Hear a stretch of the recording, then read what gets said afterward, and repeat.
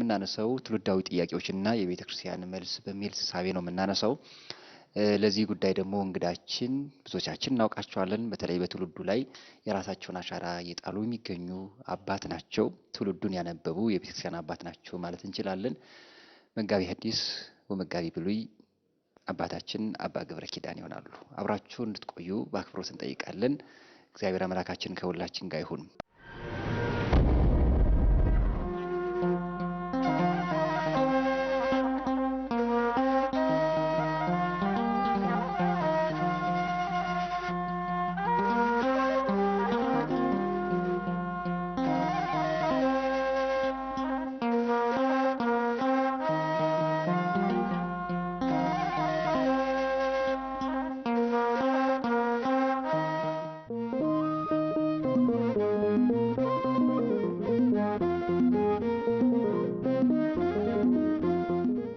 አባታችን እንኳን ደህና መጡ። እንኳን ደህና ቆያችሁ። በጣም እጅግ አድርገን እናመሰግናለን ስለመጡልን። እዚህ ዝግጅታችን የሚሆነውን ጉዳይ እንድንጠይቀውትና እንዲያብራሩልን እዚህ ድረስ ስለመጡ በተመልካች ስምና በዝግጅት ክፍል ስም ማመስገን ፈልጋለሁ። እናመሰግናለን በድጋሚ። እኔም አመሰግናለሁ። እንግዲህ ዛሬ ሀሳባችን የምናነሳው ቀደም ብዬ እንዳነሳሁት ትውልዳዊ ጥያቄዎች፣ የትውልዱ ጥያቄዎችና የቤተክርስቲያናችን መልስ በሚል ሳቢ ነው የምናነሳው።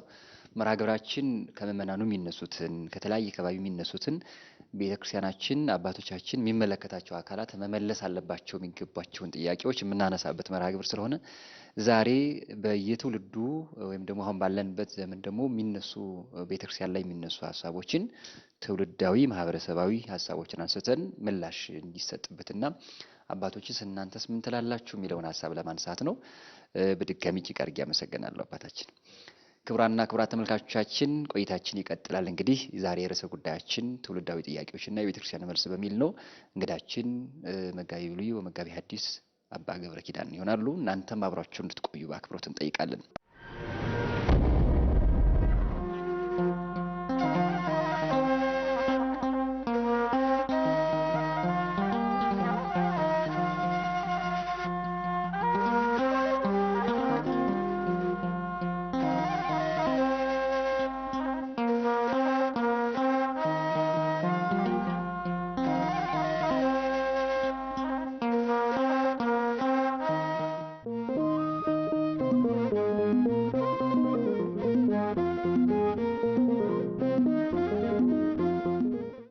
ወደ ጥያቄ ልነሳ ሲል በመጀመሪያ ጊዜ እንደው ሰው ከሚያነሳቸው እምነታዊ ከሆኑ ጉዳዮች ላይ እናነሳና በብዙ ጊዜ ከሚነሱ ጥያቄዎች የአስተሳሰብን ጉዳይም ጭምር ስላለው ሃይማኖትና እምነት ላይ ማንሳት ፈለኩኝ። አንዳንዱ ሃይማኖት ሲባል የድርጅት ስም ነው ወይም የተቋም ስም ነው ከማንሳት፣ ኦርቶዶክስም ሲባል የተቋም ስም እንጂ የእምነት ወይም ደግሞ የምናምንበት የምንሄድበት መንገድ እንዳይደለ ብሎ የሚያስቡ ሰዎች አሉ።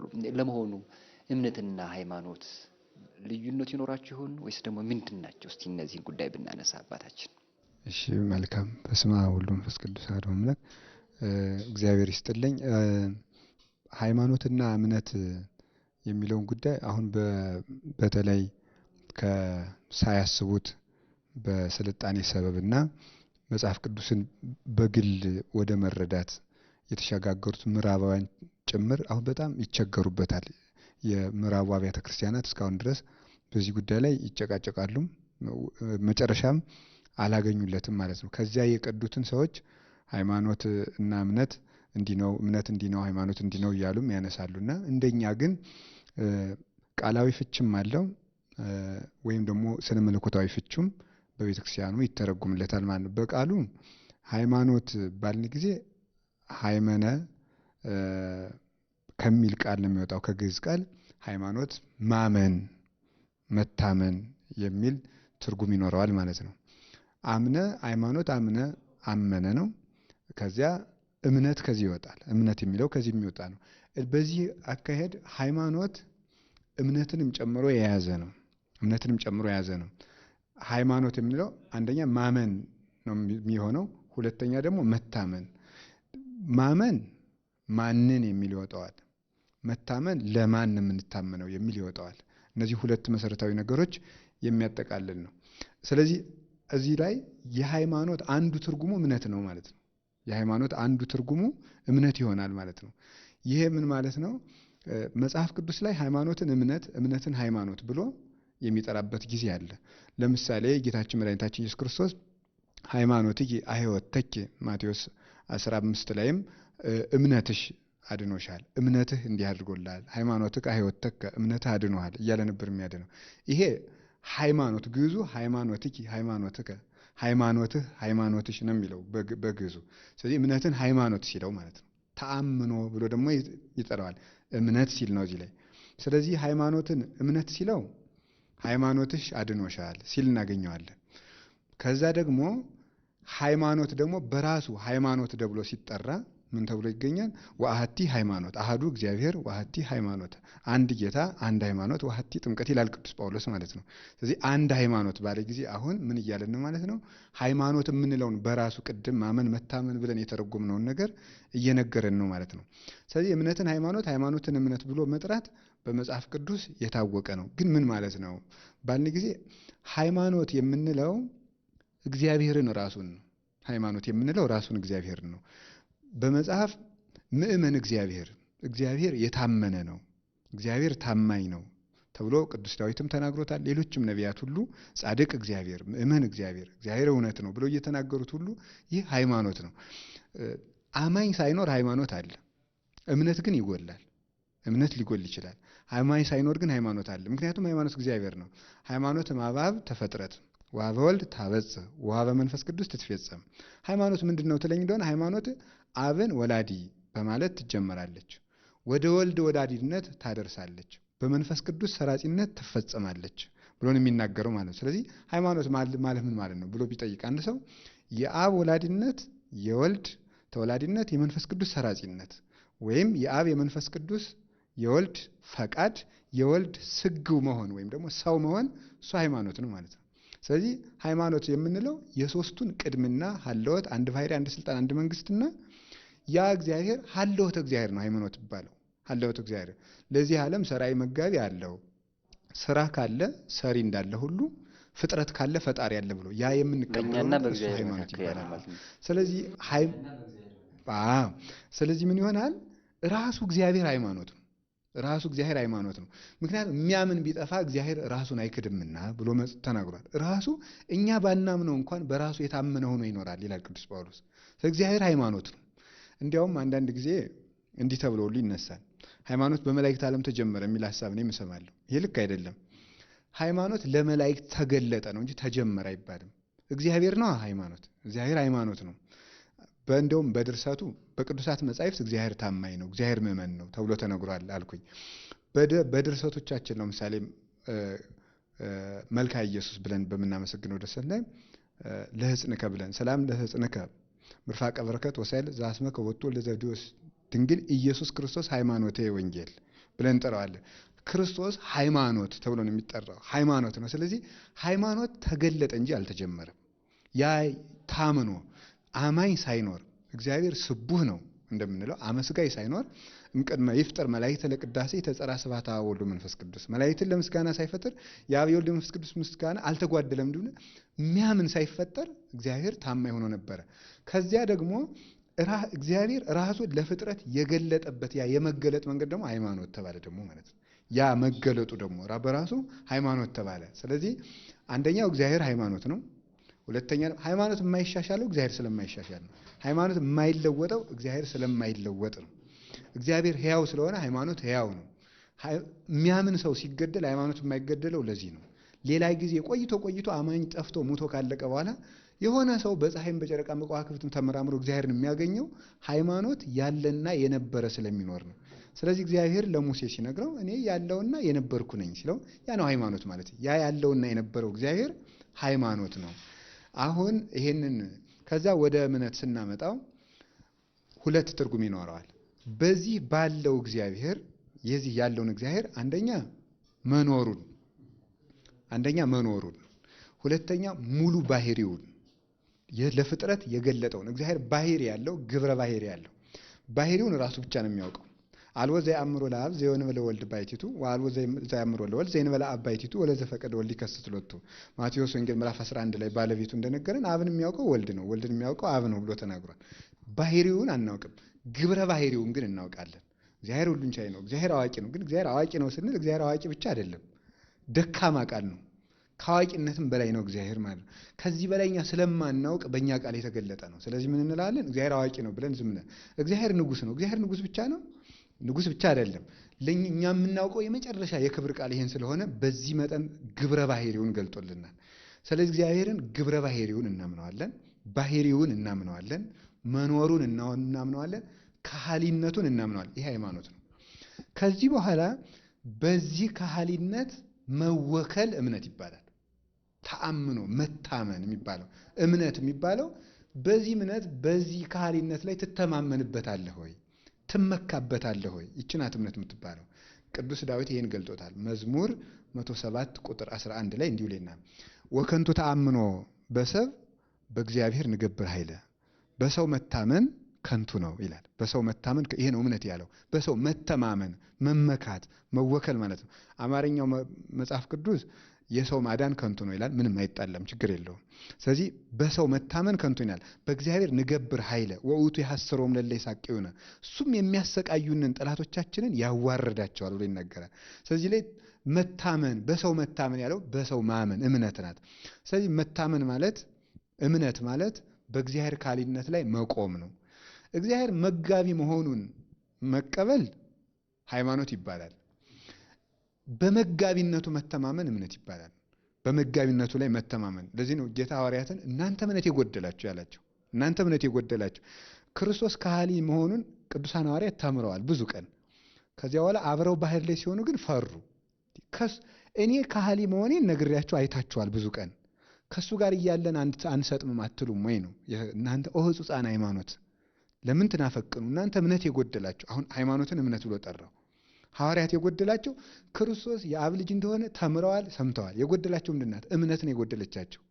እናንተ እምነት የጎደላችሁ አለ። በእኔ ካህሊነት ለምን እንደምትማታምኑት? ባህርን የፈጠርኳት እንደሆነ ካመናችሁ ለፈጠራት እንደምትታዘዝ ለምን አታምኑም ብሎ እምነት የጎደላችሁ ያላቸው ይህች ናት። ስለዚህ ለምንድን ነው በይነምን ትስእና አውጽኦቱ አሉት። ጋኔን ያደረበት ሰው ከልጁ ላይ አለ፣ ከደቀ መዛሙርትህ አቅርቤው ማውጣት አልቻሉም፣ እባክህ አንተ ፈውስልኝ አለው። ከዚያ በኋላ ሐዋርያት ቀረብ ብሎ እኛ ለምንድን ነው ያላወጣ ነው? እናንተ እምነት የጎደላችሁ ከእናንተ ጋር የምኖረው እስከ መቼ ነው አላቸው። እምነት የጎደላችሁ የሚለው ሐዋርያት ሃይማኖትን ያውቃሉ፣ ክርስቶስ የአብ ባህሪ ልጅ እንደሆነም ያውቃሉ። ችግር የጎደለ ምንድን ነው? በዚያ ተማምኖ ወደ ተግባር ማውረዱ ነው። አሁን ለምሳሌ እምነት ጎደለው ስንል አንድ ሰው እግዚአብሔር ዘንዶን እንደፈጠረ ችግር የለበትም፣ ያውቀዋል። ዘንዶ ሲመጣ እግዚአብሔር ዘንዶውን እንደሚዘጋለት ያ መታመን ያች ናት እምነት የምትባለው ማለት በዚያች መወከሉ። አሁን ከሰው ላይ እምነት ጎደለ የሚባለው ይሄ ነው፣ በእግዚአብሔር መተማመን። እግዚአብሔርን እሳት እንደፈጠረ ማንም ሰው ችግር የለበትም ከማያምኑት ውጭ ማለት ነው። እሳት እንደፈጠረ ሁሉም ሰው ይቀበላል። እሳቱ ውስጥ ሲሆን ግን እግዚአብሔር እሳቱን ሊያጠፋልኛል ብሎ መቀበል ባይምሮ ይሄ ድክመት ነው የሚያጥረው ማለት ነው። እና ሃይማኖት እውቀት ብቻ ሆነ የሚባለው ከዚህ የተነሳ ነው። እና ሃይማኖት የምንለው አንደኛ እግዚአብሔር ነው፣ ሁለተኛ እግዚአብሔር ለሰው ልጆች ራሱን የገለጠበት መንገድ በብሉይ ኪዳን በልዩ ልዩ መንገድ ራሱ ሲገልጥ ቆይቷል። ኋላ በስጋ የተገለጠው መገለጥ ይሄ ሃይማኖት ይባላል። እምነት ደግሞ የምንለው በሱ መታመንን ነው። ሁለተኛ የመጨረሻው የምናገረው ምንድን ነው? ስለ ሃይማኖት ስለ እምነት ስለሱ መታመን ነው። ሃይማኖት ይረዳው ለምግባር፣ ምግባር ይረዳው ለሃይማኖት ይላል። ለምሳሌ አሁን ይሄ ደጅ አለ ማለት ነው። በር ላይ አንድ ሰው ቆሟል። ይሄንን ደጅ እኔ ካልከፈትኩት ያ ሰውዬ በምንም ታምር ሊገባ አይችልም። እንዴት ሆኖ ይገባል? ሰው ስለሆነ ፍጡር ስለሆነ ፍጡርም ከበቃ ይገባል ተሰውሮ ግድ የለም። ግን እንዴት ብሎ ሊገባ ይችላል? ስለዚህ ሃይማኖት አለ። ሃይማኖቱ ደጅ ላይ አለ። ከዚያ በኋላሳ የሰው ልብ መክፈት ለዚያ ሃይማኖት የተገቡ ሆኖ መገኘት ምን ይባላል? እሱ መታመን ተብሎ ይጠራል። የተገቡ ሆኖ መገኘት። ይሄንን መድኃኔዓለም ምን ብሎ ገለጠው? በደጅ ቆሜ አንኳኳለሁ፣ የሚከፍትልኝ ካለ አብሬው እራት እበላለሁ አለ። ደጅ ያለው ልብን ነው፣ ሌላ አይደለም። ከልባችሁ ደጅ ላይ ቆሜያለሁ። እሱም ብትከፍቱት እዋሃዳችሁና ከዚያ በኋላ ምንድነው? እኔ እናንተን የምግባር ፍሬ እመገባለሁ፣ እናንተ የኔን የበረከት ትመገባላችሁ ማለት ነው። ስለዚህ ያችን መክፈት እንዲያውም ሊቃውንቱ አንኳኩ ይከፈትላችኋል ብለው ተናግረው ያለውን ሲተረጉሙ ምንድነው የምናንኳኳው ይላሉ። አባ ጊዮርጊስ ሲሆን እመቤታችን ያንቺን ደጅ ነው ይላል። ያንቺን ደጅ ነው የማንኳኳው፣ ሕዋሳትሽን ደጅ አድርጌን የምማጸነው ብሎ ይናገር። ወይም በአንቺ ስም የታነጹ አብያተ ክርስቲያናት ነው ይላል። ሌሎቹ ሊቃውንት ደግሞ ምን ይላሉ? አይ ልባችን ነው አንኳኳ ያለ። ልባችን ካንኳኳ ነው እሱ ደግሞ የሰማዩን ደጅ ከፍተዋል። ልባችን ከዘጋ ነው ደግሞ እሱም የምሕረት ደጁን አይከፍትም ይላሉ። እና መታመን የሚባለው አንደኛ በካህሊነቱ፣ ሁለተኛ ደግሞ ለዚያ ለካህሊው እግዚአብሔር ታምኖ መገኘት ማለት ነው። እንዲያውም በዚህ በክርክሩ ዘመን የቅባትና የጸጋ ክርክር በተደረገበት ዘመን አባቶቻችን ሊቃውንት እንዲህ ብለው ነበረ። ሊቁ የመናፍቁን ከረቱ በኋላ የንጉሥ ገንዘብ በመዝገብ ይቀመጣል አይቀመጥም? ይቀመጣል። ያንን ጠባቂ ታምኖ ይጠብቃል። አዎ። ቢያጎል ምን ይደረጋል? አይ ይቀጣል። እንግዲያውስ ሥላሴ ገንዘባቸው ሃይማኖትን በመጻሕፍት መዝገብ አስቀምጠዋል። አንተ አጉድለህ ተገኝተሃልና ትቀጣልኛለህ አሉት። አልታመንክም፣ የንጉሥን ገንዘብ አጉድለሃል። በመጻሕፍት ለተቀመጠው ለሕጉ ለትእዛዙ ለዚያ እግዚአብሔር ታምኖ ፈርቶ መገኘት እሱ ምን ይባላል? ሃይማኖት። አንድ የቤተክርስቲያን አባት እንዲህ ብሎ ተናግሯል። በዚህ ሊጨርሰው እንዲህ ያል እግዚአብሔርን ማመን ማለት እግዚአብሔር ማየት ነው ይላል። እግዚአብሔር ማመን ማለት እግዚአብሔርን ማየት ነው። እግዚአብሔርን ማየት ማለት ደግሞ እግዚአብሔርን መፍራት ማለት ነው። እግዚአብሔርን መፍራት ማለት ደግሞ ራስን መግዛት ማለት ነው። ራስን መግዛት ማለት ደግሞ መታገስ ማለት ነው። መታገስ ማለት ተስፋ ማለት ነው። ተስፋ ማለት ማሸነፍ፣ ፍቅር ማለት ማሸነፍ ማለት ነው። ምን ማለት ነው ይሄ? እግዚአብሔርን ማመን ማለት እግዚአብሔርን ማየት ማለት ነው። ይኸው ሃይማኖት ሲሆን ማለት ነው። እግዚአብሔርን ማመን ማለት ማየት እንዴት ነው የሚሆነው? ለምሳሌ አሁን አንድ ሰው ኃጢአት የሚሰራው እግዚአብሔርን ስለማያምን ነው ማለት እንችላለን። ምን ማለት ነው? አይ እግዚአብሔር አንድም ሶስትም ነው የሚለው ሃይማኖት አይደለም የጎደለው። የጎደለው ምንድን ነው? እግዚአብሔር ፊት ለፊቱ እያየው እንደሆነ ይሄ የእምነት ችግር ነው ማለት ነው። ያንን ይረሳዋል። ሃይማኖቱን ረሳው ማለት ነው። እዚህ ላይ አሁን የሆነ ሰው እዚህ ላይ ቁጭ አድርጎ የሚሰርቅ ሰው የለም። እግዚአብሔርን ፊት ለፊቱ እንዳለ ያቺ እምነት ጎለዋለች ማለት ነው። የምታምነው ከሆነ ታየዋለህ ሁልጊዜም። መከራም ውስጥ ያየዋል፣ ደስታውም። ስለዚህ ደስታውም ያለቅጥ መከራውም ያለቅጥ እንዳይሆን እግዚአብሔርን የሚያይ ሰው እምነት አለው ይባላል። እና መዋቅርና ሃይማኖት ነጥለው የሚታዩ ናቸው። ይሄ ከዚህ ውስጥ አንዳንድ ህዋስ ይታያል እንጂ ሃይማኖት እግዚአብሔርና እግዚአብሔር ለሰው ልጅ ያደረገው መገለጥ ነው። እምነት ደግሞ ለሱ መታመንና በሱ መታመን ናቸው።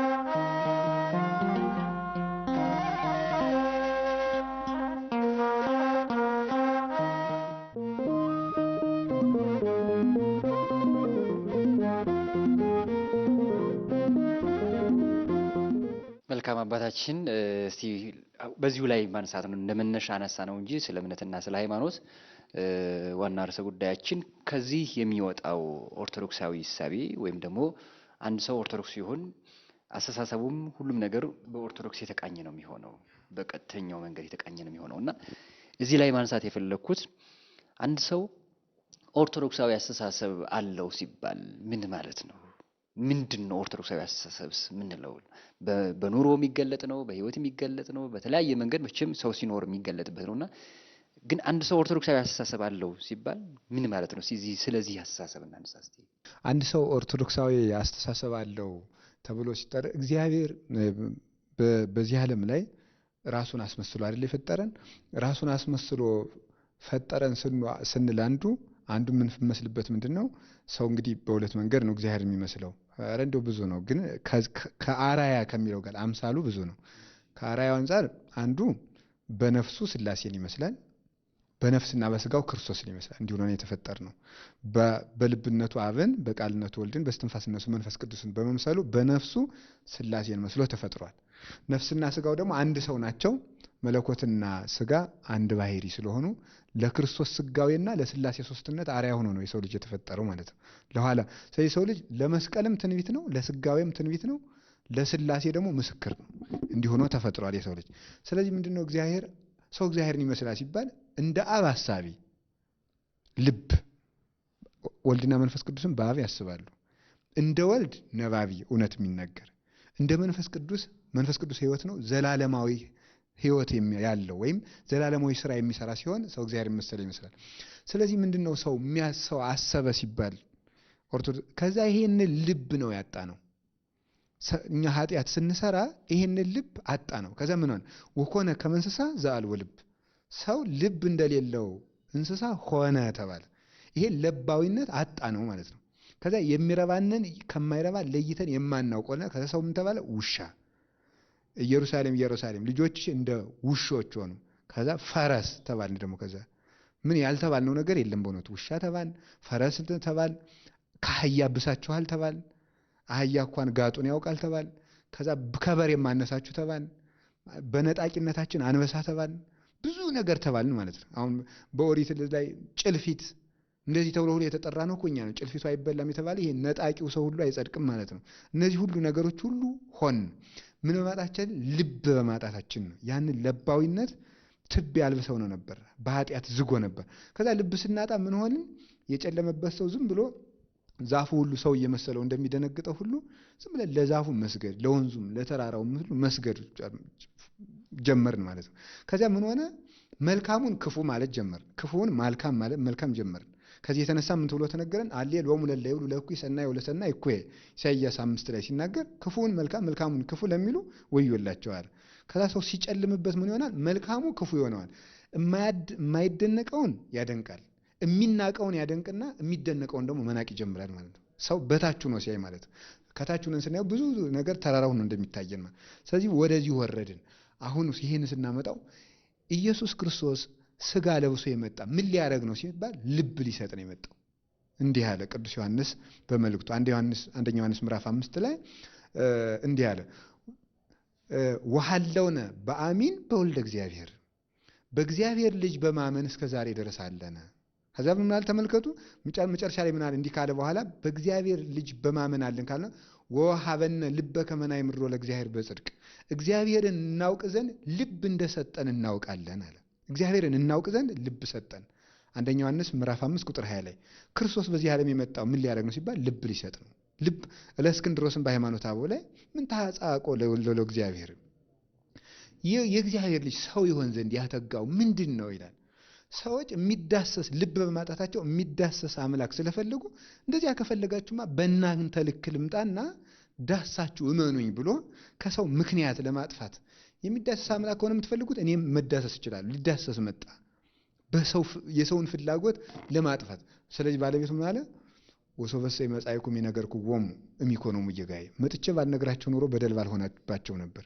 የሚዳሰስ አምላክ ፈልጌያለሁ አለ፣ ሊዳሰስ መጣ አለ። ከዛ ልብ ሰጠን። አሁን መድኃኔዓለም እጅግ የሚያስደንቀው ማወቂያም እውቀትም ሊሰጥ የመጣ ስለሆነ ነው። ማወቂያም የሚሰጥ እሱ ነው፣ እውቀትም የሰጠ እሱ ነው። ስለዚህ ለሐዋርያት ሉቃስ ወንጌል ምዕራፍ 24 ላይ እንደምናነበው መጨረሻ ላይ ለሐዋርያት ምንድነው ሰጥቷቸው ያደረገ? ልብ ሰጥቶ ነው የሄደ። መጻሕፍትን የሚያስተውሩ ዘንድ አይምሮን ሰጣቸው ነው የሚለው የሉቃስ ወንጌል መጨረሻ ማለት ነው። ሲያርግ እውቀት ሰጥቶ ነው የሄደው፣ ልብ ሰጥቶ ነው የሄደው። ስለዚህ እሱ ምን አለ? እንዲህ አላቸው ዮሐንስ ወንጌል ምዕራፍ 15 ላይ ሀልው በፍቅረ ዚአየ፣ በፍቅሬ ኑሩ ከመ ይሀሉ በኀቤክሙ ልቤኒ ወፍስሐዬኒ፣ ልቤም ፍቅሬም በእናንተ ይኖር ዘንድ በእኔ ፍቅር ኑሩ አለ። ልቤ ይኖር ዘንድ አለ። አሁን ክርስቶስ ምን ሰጠ? ልቡን ሰጠን ማለት ነው።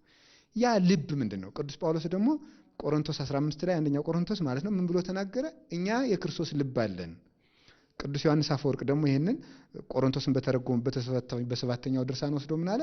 እኛ ቃል በቃል እኛ የፓይታጎረስ ልብ የለንም፣ እኛ የአርስጣጣሊስ ወይም የሶቅራጥስ ወይም የአፍላጦን ልብ የለንም፣ እኛ ያለን የአምላክ ልብ ነው ይላል።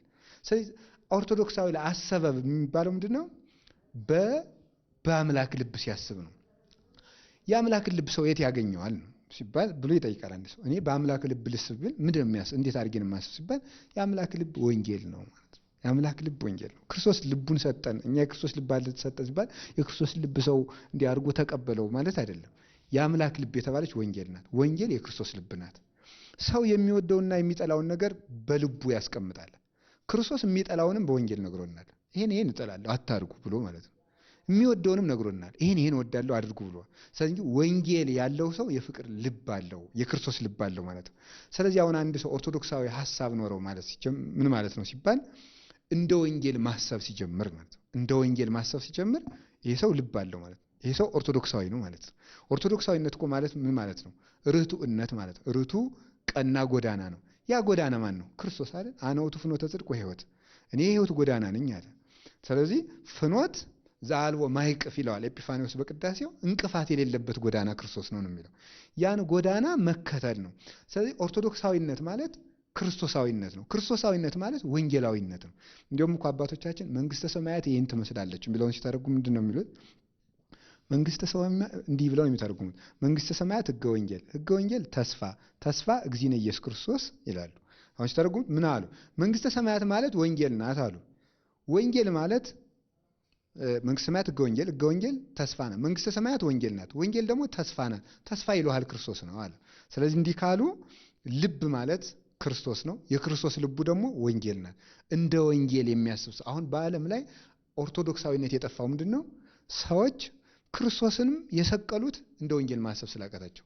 አይሁድ ከክርስቶስ ጋር እኮ የተጣሉት በምንድን ነው? እነሱ እንደ ወንጌል ማሰብ ሲገባቸው ወንጌል እንደነሱ እንዲመጣ ስለፈለጉ ነው። እኛ የምንፈልገው የምድር መንግስት ነው። እንደ ዳዊት የ40 ዓመት መንግስት መስረትና እኛን ቀራዝማ ግራን አይደለም አላቸው። እኔ የሰማይ ሐሳብ መንግስት ይዤ ነው የመጣው። ጲላጦስም ጠይቀው ንጉሥ ሆሙ አንተ የአይሁድ ንጉሥ ነህ አለው። ራስህ ትላለህ አንተ እንደውም የአንድ ጎጥ ንጉሥ የምታደርገኝ አንተ ነህ ማለቱ ነው። አንተ አልከኝ የሚለው የአንድ ጎጥ ንጉሥ የምትለኝ አንተ ነህ፣ እኔ የዓለም ንጉሥ ነኝ ማለቱ ነው። አንተ አልክ ያለው። ከዛ ነው መንግስቴ የሰይኮነት በዝንቱ ዓለም፣ የኔ መንግስት እንዲህ ከዚህ ዓለም አይደለችም። የዚህ ዓለም መንግስታት የሚሾሙኝ የዚህ ዓለም መንግስት የሚያሳልፏት መንግስት የለኝም አላቸው። ስለዚህ ምንድን አሉ? አሁን ጌታ ምን አላቸው? እኔ ከምሰጠው እንጀራ የሚበላ አይራብም፣ ስጠን ያን እንጀራ። ይሄ ኦርቶዶክሳዊነት የሚባለው ያኛውን ስናስብ ነው። ከዛ ያን እንጀራ ስጠን አሉት። ያን እንጀራ ስጠን ሲሉት እነሱ የሚያስቡት ሙሴ ያወረደውን ህብስት ነው። አበዊክሙ መና በሉ በገዳም ወሞቱ፣ አባቶቻችሁ መና ወርዶላቸው በልተዋል። እንጀራ ስጠን ማለት ፈልገው አይሁድም አባቶቻችን መና በልተው ነበር አሉት። ስጠን ለማለት ነው ይሄን ያነሱት። ሞቱ አለ። ከኔ የሚበላ ግን አይራብም አላቸው። ከዚያ በኋላ ምን አሉ? ሲፈልጉት በመርከብ ተሳፍረው ሲፈልጉት አማን አማን ብለክሙ አኮ ዘታሐስሱኒ በእንተ ዘሪክሙ ታምራት አላ በእንተ ዘበላይክሙ ህብስተ ወጸገብክሙ፣ ስላበላዋችሁ ነው የፈለጋችሁኝ። ይሄ ነው ኦርቶዶክሳዊነት አለመሆን ማለት። ስለዚህ ባጭሩ ኦርቶዶክሳዊነት ማለት ወንጌላዊነት ማለት ነው። አይሁድ የተጣሉት ምድራዊ መንግስት፣ ምድራዊ እንጀራ፣ ምድራዊ ጤንነት፣ ምድራዊ ነገር ሁሉ የፈለጉ ኦርቶዶክሳውያን አይደሉም። የሰማዩን መጀመሪያ የምድሩን ኋላ ያደረጉ ግን ኦርቶዶክሳዊ ናቸው። እንዲሁ ሳጠቃልለው አንትሙሰ መቅድመ ኩሉ ህሱ መንግስቶ ወጽድቁ፣ እናንተ ከሁሉ አስቀድማችሁ ጽድቁን ፈልጉ ሌላው ይጨመራል አለ። አሁን ዓለም ያልተረዳው ነገር ይሄ ነው። ሀብታም የመሆን ራሱ መጀመሪያው ጻድቅ መሆን ነው። ጻድቅ የማይሆን ሰው ሀብታም አይሆንም። ምክንያቱም ቅደም ተከተሉን አዛብቷል። ሀብታም መሆን ከፈለግ መጀመሪያ ጻድቁን አለ፣ ከዛ የሀብቱን እጨምርልሃለሁ አለው። ዮሐንስ አፈወርቅ ይሄንን ዞ ምን አለ? እኛ አለ ንነሰ ወለጥነ ስርዓቱ ለእግዚአብሔር፣ እኛ አገላብጠነዋል። ስላገላበጥነው ወበእንተዚህ እንረክባለ ዛቲ ወይለን ታክቲ፣ የምድሩንም አናገኘው የሰማዩንም አናገኘው። የምድሩን ማግኘት ሰማያዊ መሆን ይገባል። ስለዚህ ኦርቶዶክሳዊነት ማለት በምድር ሆኖ የሰማዩን የሚኖር ነው። ለምሳሌ አሁን አንዱ ሁሉም ሰው የሚጠቅሰው አለ፣ ባይተገብረውም ዘረኛ አይደለውም ብሎ የሚያስበው ሰው ሁሉ ይጠቅሰዋል። እኛ ሀገራችን በሰማይ ነው የሚለው ይሄ ጥቅስ ማለት ነው። እና በጣም ያሳዝነኛል። ስማቸው ከጠፉ ጥቅሶች አንዱ ይሄ ነው። አገራችን በሰማይ ነው ማለት ግን ምን ማለት ነው? እውነት መንግስተ ሰማያት ያች ሀገር ና እኛ ለምሳሌ ኢትዮጵያ ሀገሬ አይደለችም ናት። ሀገሬ በሰማይ ለጳውሎስ ሮማ ሀገሬ ናት ብሏል እኮ። ግን ምን ማለቱ ነው? እኛ ሀገራችን በሰማይ ነው ያለ። አሁን እኛ እናንተ ጋር እያለን ያለነው ሰማይ ውስጥ ነው ማለቱ ነው። ሀገራችን በሰማይ ነው ያለው። ኋላ ግን የምንገባባትን ሀገር አይደለም እየነገራቸው ያለ። አሁን እናንተ ጋር እያለን ያለሁት እኔ ሰማይ ውስጥ ነው፣ ምድራዊ አይደለሁም እኔ እያላቸው ነው ማለት ነው። እንደኔ ያሉት ሰዎች አገራቸው ሰማይ ነው። አንድ ሰው አገሬ በሰማይ ነው ማለት የሚጀምረው ጳውሎስ አስተሳሰብ ሲያስብ ነው። ከምድራዊ ነገሩ ሲላቀቅ ነው። የሥጋ ብልቶቹን ገድሎ ክርስቶስ በሱ መናገር የጀመረ ሰው ይህን ጥቅስ መናገር ነው የጀመረው። ግን ለእኛም ተነግሯል ይሄ ማለት ነው። ስለዚህ አገራችን በሰማይ ነው ሲል ይሄንን እንዲህ ብሎ ተናግሯል ቅዱስ ሳዊሮስ ዘአንጾኪያ እንዲህ አለ። ወኮነ ሰማይ ዓለመ ወዓለምሂ ሰማይ ኮነ። ዓለም ሰማይ ሆኗል፣ ሰማይ ዓለም ሆኗል። ዓለም ሰማይ ሆኗል፣ ሰማይ ዓለም ሆኗል አለ። ለዘወለዱ አብ በምስጢር ዘይትረከብ በእንበለ መንጸፋ አንስት ወንበለ አገብሮ ወለደቶ ቅድስት ድንግል እንበለ ዘርአ ብእሲ በምስጢር ዘይትረከብ። አብ በማይመረመር ምስጢር ያለ ሴት ያለ ሕማም የወለደውን ድንግል ማርያም ያለ ወንድ ዘር ወልደዋለችና ሰማይ ዓለም ሆኗል፣ ዓለም ሰማይ ሆኗል። አለ። ከዚያ በኋላ ወስብሐትኒ በውስተ ሰማይ ኮነ በዲበ ምድር፣ በሰማይ ያለው ምስጋና ለኛ ስለሆነ መላእክት እንደ ሰው እንደ መልአክ ስለሆነ አሁን ዓለም ሰማይ ሆኗል። አምላክ ሰው ስለሆነ ሰማያውን እኛ ዓለማችን ነው። እንደ እናታችን መደብ ሄደን እንገባበታለን። አምላክ ሰው ስለሆነ ይሄ ሰማይ ሆኗል፣ ምድሩ ሰማይ ሆኗል። ሰው አምላክ ስለሆነ ደግሞ ሰማዩ አገራችን ሆኗል፣ ቤታችን ሆኗል። እንዲህ የሚያስበውና ኦርቶዶክሳዊ ሰው ሲያስብ አንደኛ 5 ነገር ማሰብ አለበት። እግዚአብሔር ምን ይላል ብሎ ማሰብ አለበት። ሁለተኛ ቤተ ክርስቲያን ምን ትላለች ማለት አለበት። የእግዚአብሔር ሕገጋት ምን ይላሉ ማለት አለበት። አበው ምን ይላሉ ማለት አለበት። ሕሊናዬ ምን ይላል ማለት አለበት። እንደዚህ ያለ ሰው ኦርቶዶክሳዊ ነው ማለት ነው። ኦርቶዶክሳዊነት ማለት መጽሐፍ ቅዱሳዊነት ነው። እንደገና ደግሞ ጉባኤያዊነት ነው። ጉባኤያዊነት ነው። ኦርቶዶክሳዊ አሰበ የምንለው አንድ ሰው ብቻውን ተነጥሎ የለም። ቅዱስ ጳውሎስ ተናግሯል። እስቲ አይን ብቻዋን ትሁንና ታይ እንደሆነ አታይም። ጆሮውን እስቲ ቆርጠና አስቀምጠውና ይሰማ እንደሆነ እና ግላዊነት አይደለም። የግል አዳኝ፣ የግል ድህነት፣ የግል የሚባል ነገር የለም። ጉባኤያዊ ነው። ክርስቶስ ሲወለድም ጉባኤ ነው የመሰረተ። እረኞችና መላእክት ተሰብስበው ጉባኤ። ከዚያሳ ደግሞ ሲሰቀልም ጉባኤ። ከመስቀሉ ስር እናቱ አለች፣ ዮሐንስ አለ፣ መላእክት አሉ። ሲነሳ ጉባኤ። ከትንሣኤው ጴጥሮስና ጳውሎስ አሉ፣ ሴቶች አሉ፣ መላእክት ነጫጭ ለብሰው። ሲያርግ ጉባኤ። ሐዋርያት በቢታንያ የነበሩ መላእክት ደግሞ ነጫጭ ለብሰው። ሲመጣ ጉባኤ። ቅዱሳን መላእክትን አስከትሎ ይመጣል። ማቴዎስ 25 ላይ መላእክትን አስከትሎ የሰው ልጅ በግርማ መንግስቱ በመጣ ጊዜ ጉባኤያዊነት ነው። ተነጥሎ መጽደቅ የለም። ስለዚህ በጉባኤ ማመን፣ በጉባኤ ነቢያት፣ በጉባኤ መላእክት፣ በጉባኤ ሐዋርያት፣ በቅዱሳንና ሰንሰለታዊነት ነው ኦርቶዶክሳዊነት። ይህን ማሰብ ነው። ሲኖዲቆናዊነት፣ ሲኖዶሳዊነት፣ የጉባኤ መንፈስ ቅዱስ ህብረታዊነት እና ኦርቶዶክሳዊነት የሚባለው ይህንን ሁሉ ነው እና እንደ ስጋው ደሙ ሲያስብ የክርስቶስን ስጋና ደም ልብ አድርጎ ሲያስብ ሲቀበል፣ ወንጌልን ልብ አድርጎ ሲያስብ፣ መንፈስ ቅዱስን ልብ አድርጎ ሲያስብ ቅዳሴ ላይ ሀበነ ንህበር በዘዚአከ መንፈስ ቅዱስ በአንተ ህልው ሁሉ ባለ በመንፈስ ቅዱስ አንድ መሆንን ስጠን ተብሎ እንደተናገረ ያመኑትም አንድ ልብ ነበራቸው ተብሎ የተነገረው ከዚህ ነው። በመንፈስ ቅዱስ ልጅነት በስጋው ደግሞ አንድ እንጀራ እንበላለንና ሁላችንም ብዙ ሕዋሳት ስንሆን አንድ አካል ነን ይላል ቅዱስ ጳውሎስ አንደኛ ቆሮንቶስ ምዕራፍ 10 ላይ። ስለዚህ ያመኑት አንድ ልብ ያላቸው በምንድን ነው ሲባል በአንድ ሃይማኖት፣ በአንዲት ጥምቀት፣ በአንድ ቁርባን፣ በአንድ ወንጌል፣ በአንዲት ጉባኤ ነው። እንዲያስበ ሰው ኦርቶዶክሳዊ ነው እንላለን። ሰፊ ነው በእርግጥ ሐሳቡ።